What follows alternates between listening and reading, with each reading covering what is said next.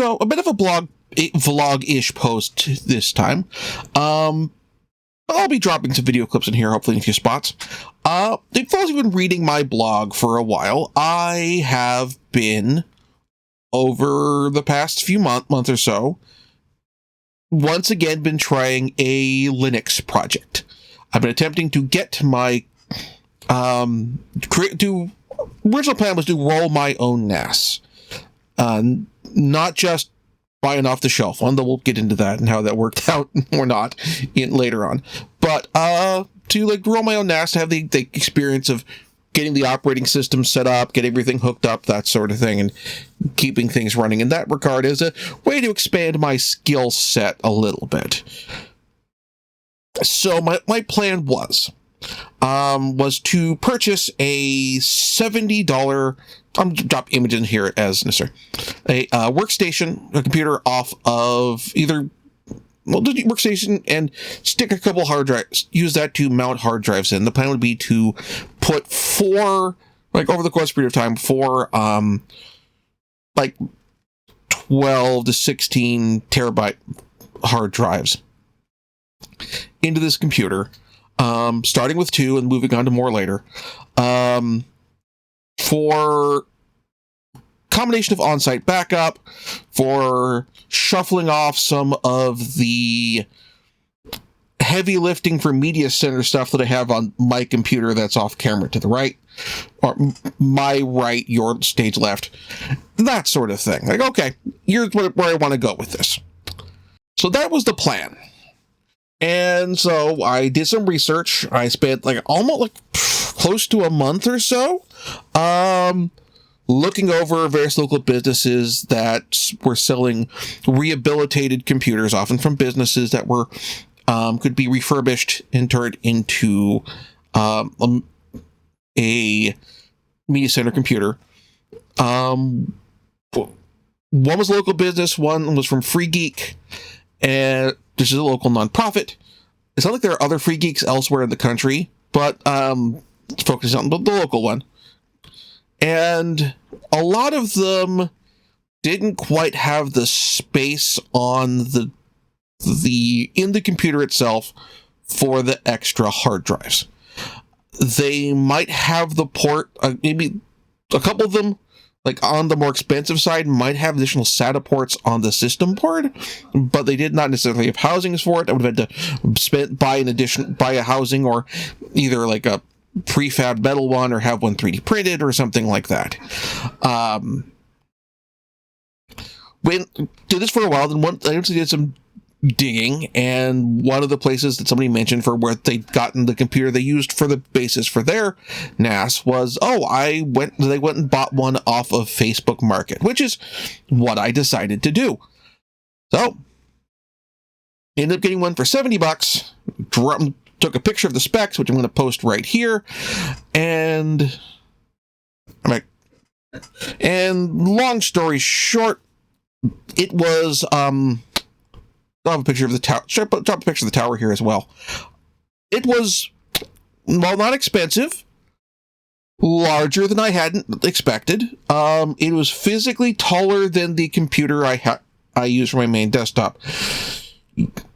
You could take 2 of these computers of that size and lay a board upon them, across the top of them, and use them as a child's desk.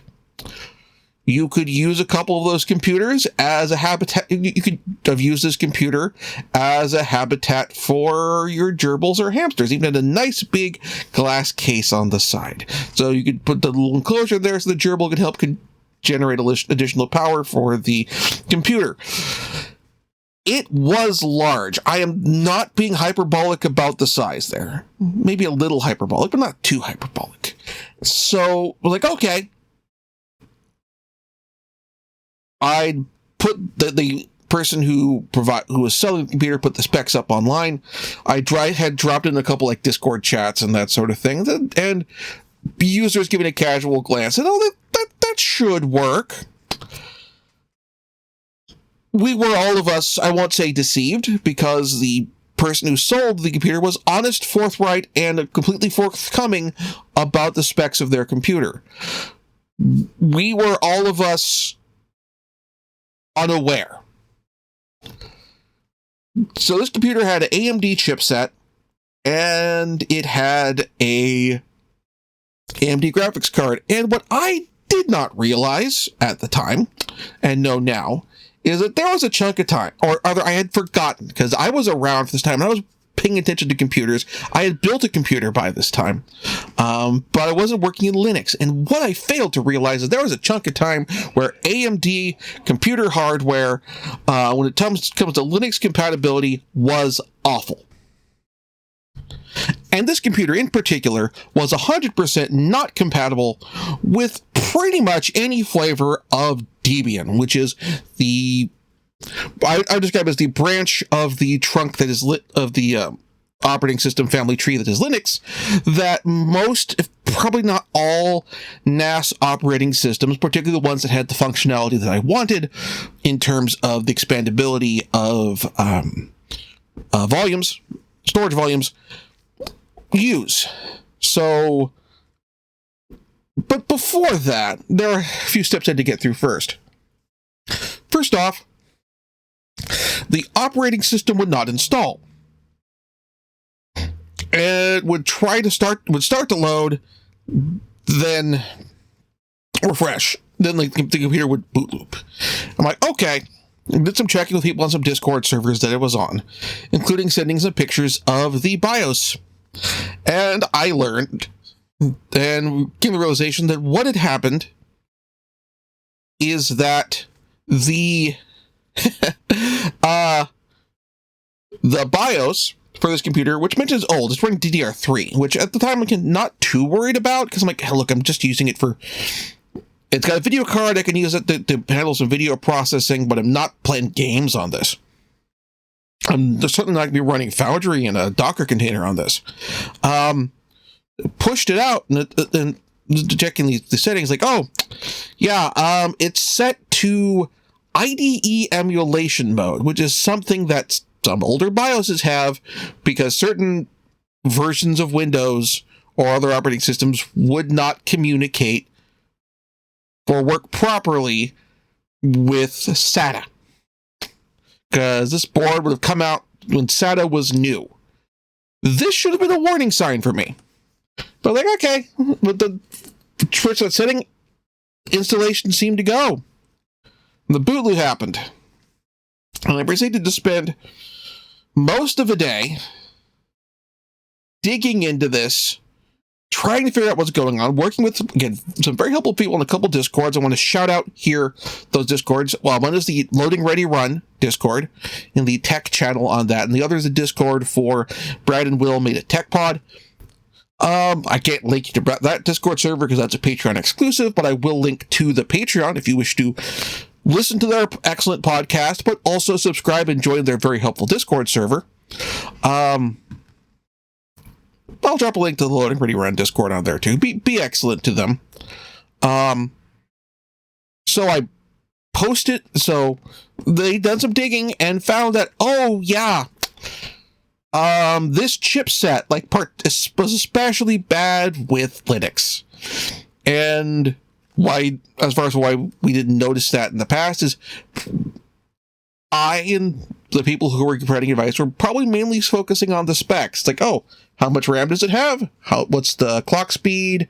What type of graphic? What's the how much onboard VRAM does it have? That sort of thing. And from that standpoint, it's fine. It'll do everything I would have needed it to. The NAS that I'm effectively running on now, I'm not saying it's a potato, but it's like running on a fairly small amount of RAM in total.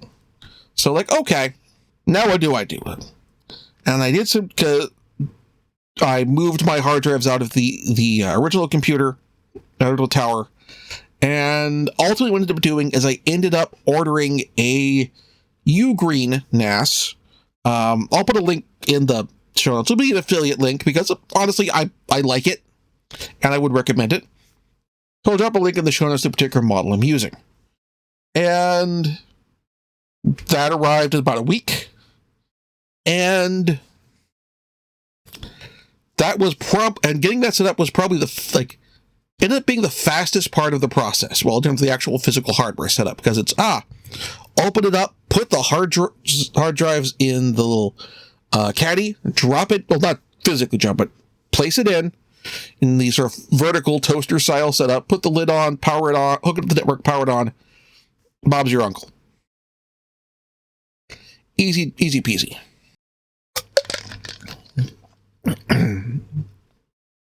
From there, the next steps were configuring the server. And this is definitely a hallmark of the hallmark, but the way the better term would be a marker of the perils of Reddit when it comes to technical advice. Because I want to look up, okay, I want to be able to, one of the main things I want to do is I use Kavita.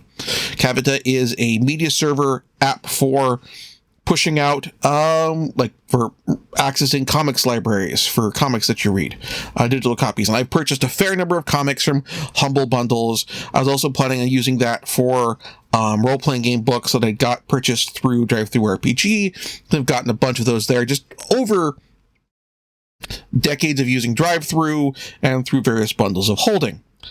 And one of the things I ended up finding out is, or running into, is coming to the realization that,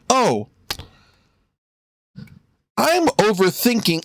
If you rely too heavily on Reddit, what happens is you can very easily end up just overthinking things.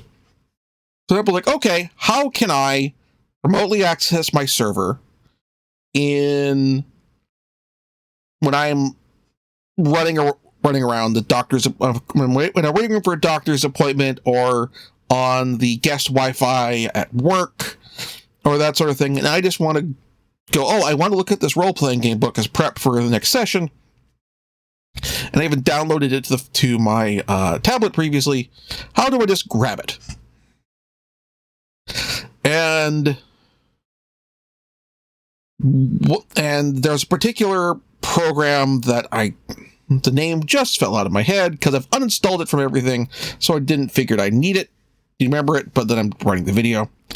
I'll pull up the blog post while I blabber. With Tailscale. So, okay, I'm going to just pull up Tailscale. That'll have what I need for the, use that. Because when looking around, hey, what's the solution for what I'm trying to do? And Tailscale is the thing that came up repeatedly. I need to get that. How do I get that running in, because there's a limited number of apps that are built to just download and run, so how do I do that in a Docker container? And the answer to that question is, it's complicated, and you have to have a subcontainer for everything that's talking to it, and every device on your home network has to be running it, and all this, that, and the other thing. And it was getting frustrated and overcomplicated. And then one of the users on the Discord server for Brad and Wilmy, the Tech Pod, asked the Facebook question, which is, or you could, flash your router and install it there. I'm like, I just checked to see what my router supports out of the gate. Maybe it just has a Tailscale support built in. Because I'm also I have a network shared printer on my internal network, and how do I get that? How do I get access to that? So I went and I looked, and lo and behold, digging through the settings, my router, which I'm not going to post screenshots of, has built into it native support for OpenVPN and WireGuard. And I'm like, oh, okay. Oh, fine. That will actually work just fine. And I just set it up that way, get my phone and tablet talking to configured for WireGuard, and probably do that from I have a laptop and get that set up as well. And it just worked. It took it went from this is going to be a process that's going to take 5 to 10, half an hour to an hour, maybe like probably several hours, get everything configured. Like, oh, this is like took 5 minutes. Like once I found the setting and did a bit of checking and how this stuff works, like, oh, it took less time for dinner to finish being prepared. Or it's like, oh, somebody's saying, hey, it'll be dinner in 20 minutes. I had my phone and tablet set up with time to spare. So that worked tremendously well. I still would have some more advanced stuff set up in terms of like dynamic DNS with a domain. That's something I should probably set up anyway, just for, Boundary, running Boundary for my monthly game stuff. But it's still good to have that part set up in terms of remotely accessing my home server. Nice to know. All right. So after that, it's mainly just been getting media server stuff configured, getting Cavita configured, getting a few plugins set up for, here's how I access my network. Here's how I can retrieve episodes of Game Center CX, all this, that, and the other thing. And it's worked fairly well, all things considered.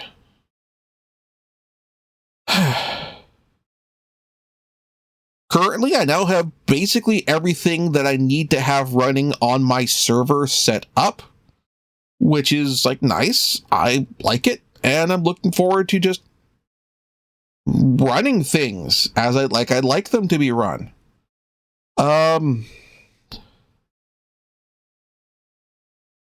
As far as the rest of how everything goes from here, the next step in my Linux journey is to get my gaming computer set up. I have most of the big ticket items purchased. I still need to get processor. I still need to get system board and the case, but I have most of the big stuff there ready. Once I am actually ready to go, I will do a post on the when I do my follow-up video on that. I will include the final specs for the project. I will say that what I'm doing is doing a Linux computer modeled on Try's Linux computer that he's using that he did for the My Life in Gaming video, except for my computer, because of how the price of RAM has gone, I have gone to DDR4 and shifted to using a Intel processor, just from an availability standpoint.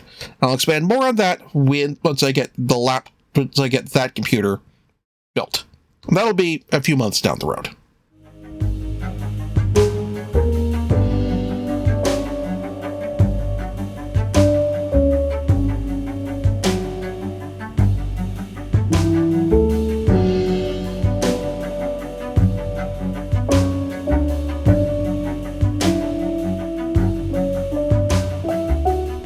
Thank you very much for watching. If you enjoyed the show, please like and subscribe, and also consider backing my Patreon. Patreon backers get episodes up to 1 week early of this show and any future Let's Plays. Also, please consider backing my Ko-fi. Tossing me a few bucks also helps support the show, and it's not a monthly obligation or anything like that.